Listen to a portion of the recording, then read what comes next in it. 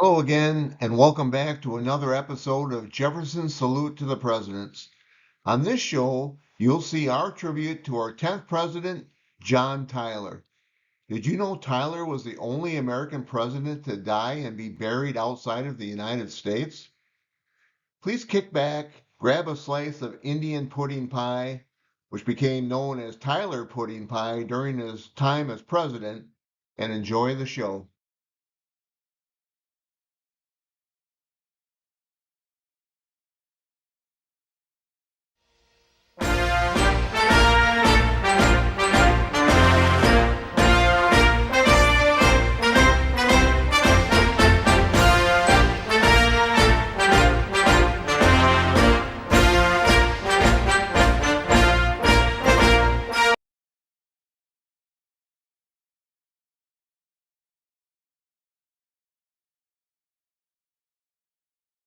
On May 13th, 2019, I made my first and only visit to Greenway Plantation, which was not only a private residence, but it was also the birthplace of John Tyler.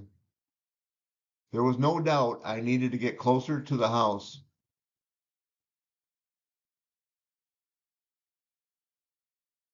John Tyler was born in this house on March 29th, 1790, and lived here throughout his childhood. Tyler's mother, Mary, once saw her infant son reach his arms up towards the night sky as if to grab the shining moon. Mary said of her son, "This child is destined to be a president of the United States. His wishes fly so high."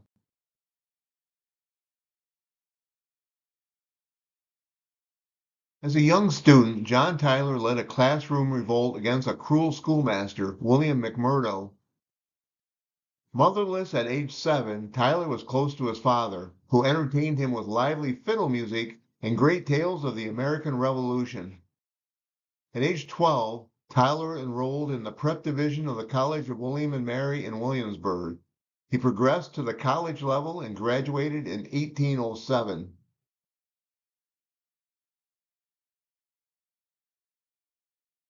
John Tyler was 23 when he married 22-year-old Letitia Christian on March 29, 1813 at Cedar Grove, the bride's home.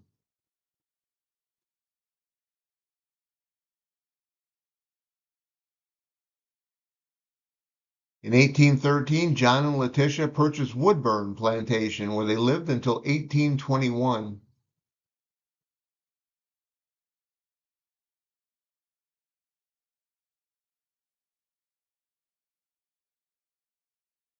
Following a brief stint in the War of 1812 where he saw no action, Tyler got his first taste of national politics when he was elected to represent his Virginia district in the United States House of Representatives in 1816. Tyler served in Congress from December 17, 1816 to March 3, 1821, when he resigned because he became frustrated at always being in the minority on issues.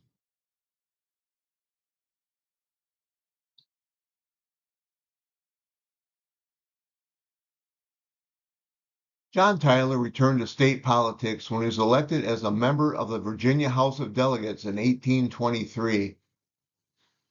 On December 10, 1825, Tyler was sworn in as Virginia's 23rd governor, an office he held until March of 1827. His most significant accomplishment as governor was delivering a eulogy for Thomas Jefferson, who had died on July 4, 1826.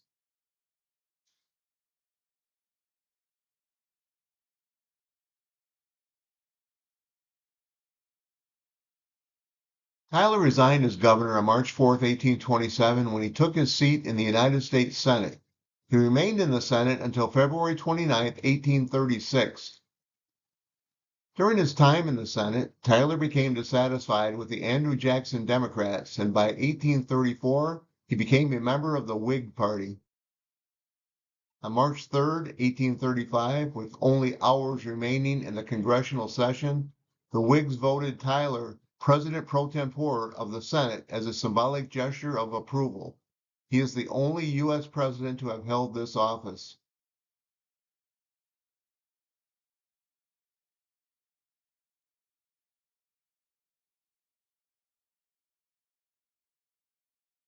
On March 4, 1841, John Tyler was sworn in as Vice President in the Senate chamber of the U.S. Capitol just minutes before he stood on the East Portico for the inauguration of President William Henry Harrison.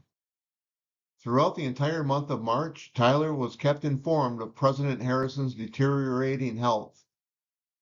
On April 4, 1841, President Harrison died in the executive mansion while Tyler was at his home near Williamsburg.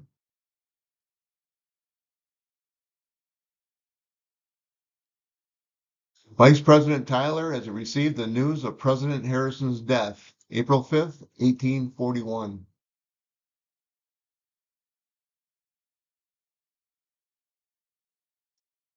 Back in Washington on April 6, 1841, John Tyler arrived at the Brown's Indian Queen Hotel, which originally occupied this site along Pennsylvania Avenue, 9 blocks east of the Executive Mansion.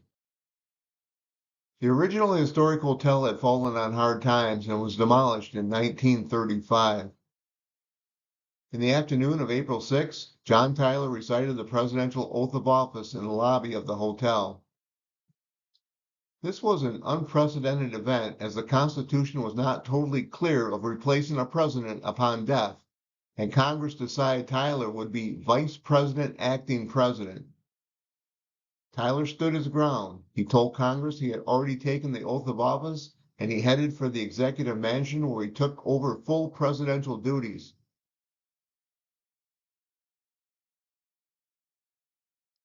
The Brown's Indian Queen Hotel, where Tyler was inaugurated as the 10th president.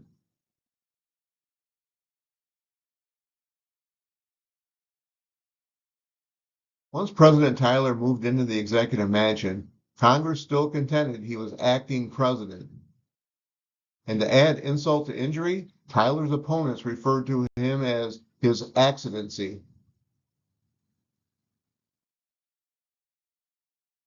First Lady Letitia Tyler.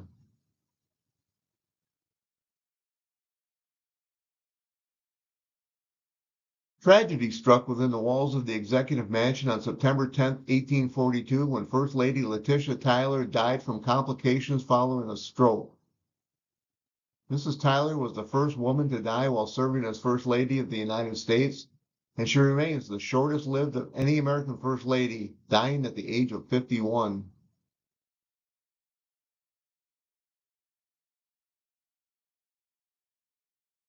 After lying in state in the East Room, First Lady Letitia Tyler was laid to rest at her father's estate, Cedar Grove, where she was born.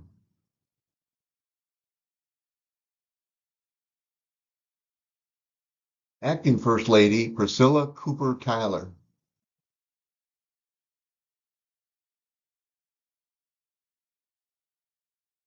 Throughout his term as president, John Tyler fought with members of the Whig Party. It was so bad, he attempted to switch back to the Democratic Party, but they didn't want him either. On February 28, 1844, the day after President Tyler signed the treaty to annex Texas, disaster struck when a large cannon exploded on their party ship, the USS Princeton. As the ship cruised up and down the Potomac River, the world's largest naval gun, the Peacemaker, exploded when it was fired, killing 6 people, including 2 members of Tyler's cabinet and Julia Gardner's father, David. But less than 4 months later, on June 26, 1844, President Tyler married Julia Gardner at the Church of the Ascension in New York City. Tyler was 54 years old at the time, while his bride was only 24. Obviously, the bride's father didn't walk his daughter down the aisle, and because President Tyler's children didn't approve of the marriage, only John Tyler Jr. represented the groom's family.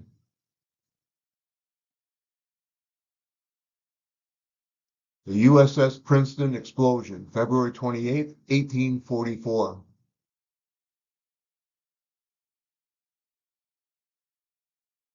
First Lady Julia Gardner Tyler.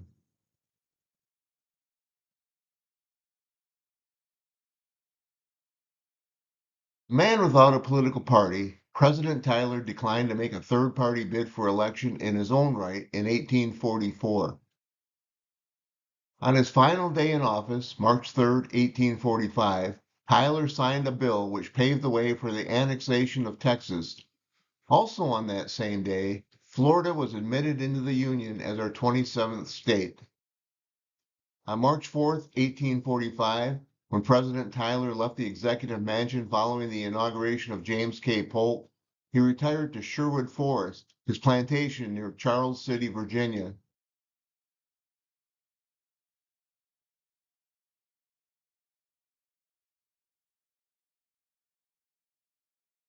The house behind me, originally known as Walnut Grove, was built in 1730 and was purchased by John Tyler in 1842 while he was president. Immediately after he bought the plantation, Tyler renamed it Sherwood Forest to signify he had been outlawed by the Whig Party.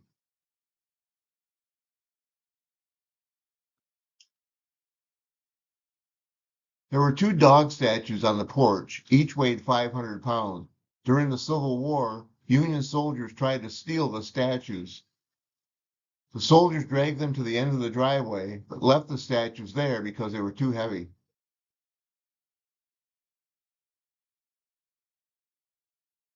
Sherwood Forest is 301 feet long and is the longest frame house in America.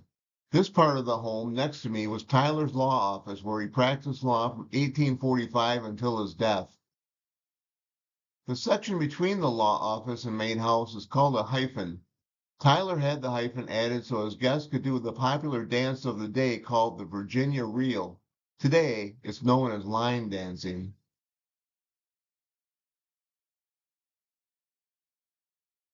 This sundial, located in the front yard, was purchased and placed in the garden by Julia Gardner Tyler, the president's second wife.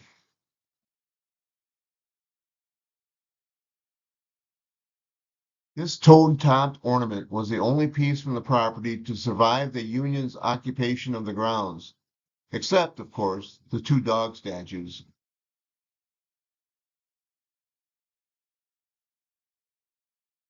Altogether, John Tyler fathered 15 children, more than any other president. He had 8 kids with Letitia, although a ninth child died at birth. And with his young wife Julia, the president fathered 7 more children. It seemed as though John Tyler enjoyed more than just the Virginia Reel.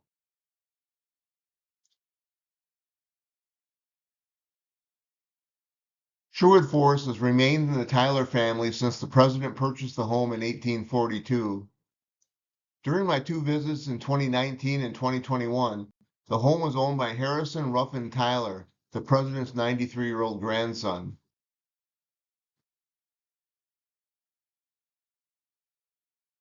While photography was prohibited inside the home, I was granted special permission to pose in one room during my visit on June 18, 2021.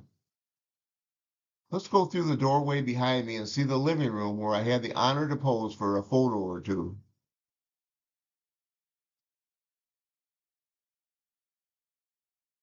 This was the incredible living room of John Tyler.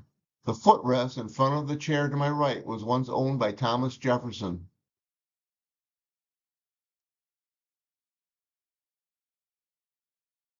I'm standing on John Tyler's table and next to the president's book, his cigar box, and a shortened personal walking stick.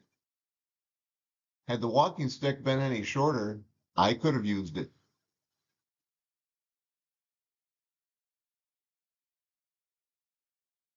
Back outside, I was carried to the burial plot John Tyler had selected for himself at Sherwood Forest. But due to the Union Army's occupation of the property in 1862, Tyler's wife Julia didn't think it was safe to bring her husband's body back to the plantation for burial.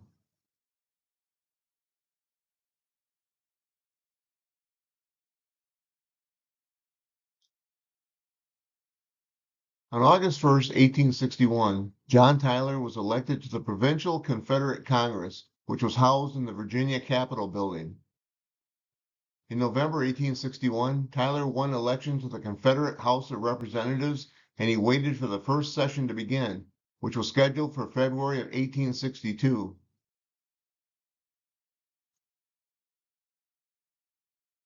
I'm standing near the site of the Exchange Hotel, which was located just a few blocks from the Capitol building in Richmond.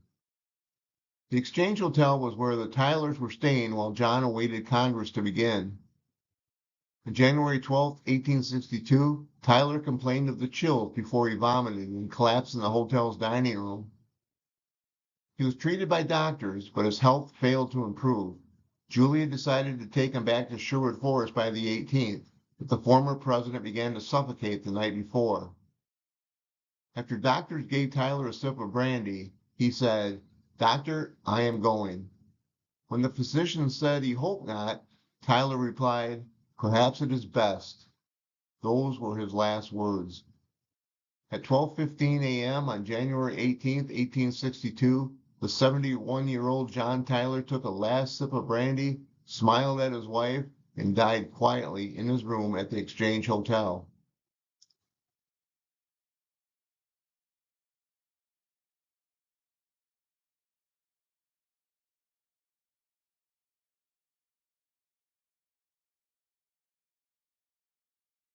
When I stood at the site of the Exchange Hotel, which was now a parking structure on the southeast corner of Franklin and 14th Streets, I was disappointed to discover there was no historical marker there. There are over 2,900 historical markers throughout the state of Virginia, but none at the site where the 10th President of the United States died.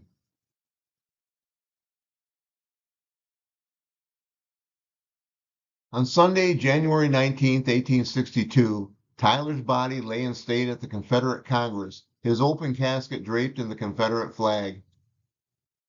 2 days later, Tyler's funeral service was conducted at St. Paul's Episcopal Church on September 21st before a 150 carriage cortege escorted the former president to Hollywood Cemetery for burial.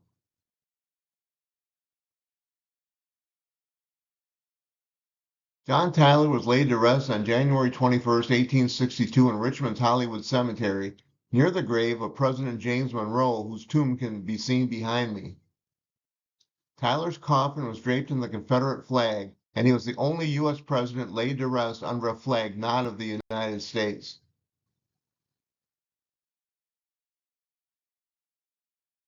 In the South, Tyler was considered a hero. In the North, the former president was deemed a traitor for joining the Confederacy. Following his death, no official notice was taken of his passing in Washington. As a matter of fact, it was in 1915, 50 years after the Civil War had ended, before the U.S. Congress erected this memorial over Tyler's grave.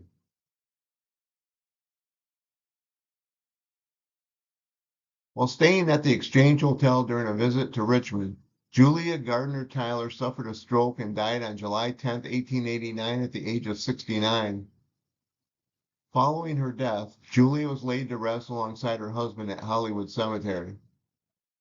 Even though some considered him a traitor, I saluted John Tyler for his foresight and interpretation of the U.S. Constitution, which paved the way for a smooth transition for a vice president following the death of a president.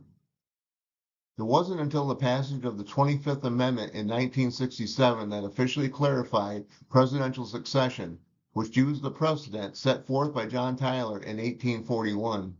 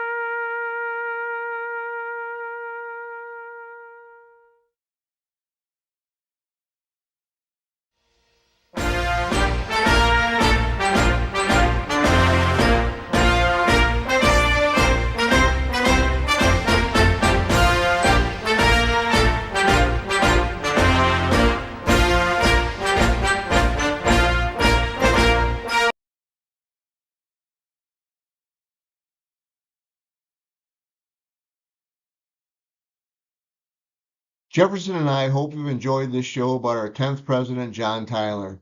Did you try a piece of Tyler pudding pie? Perhaps that was just one more thing stolen from the Native Americans. Do us a favor and subscribe to our channel, and please hit the like button. Thank you for watching, and we'll see you on our next episode, which will focus on the amazing presidency of James K. Polk. So long.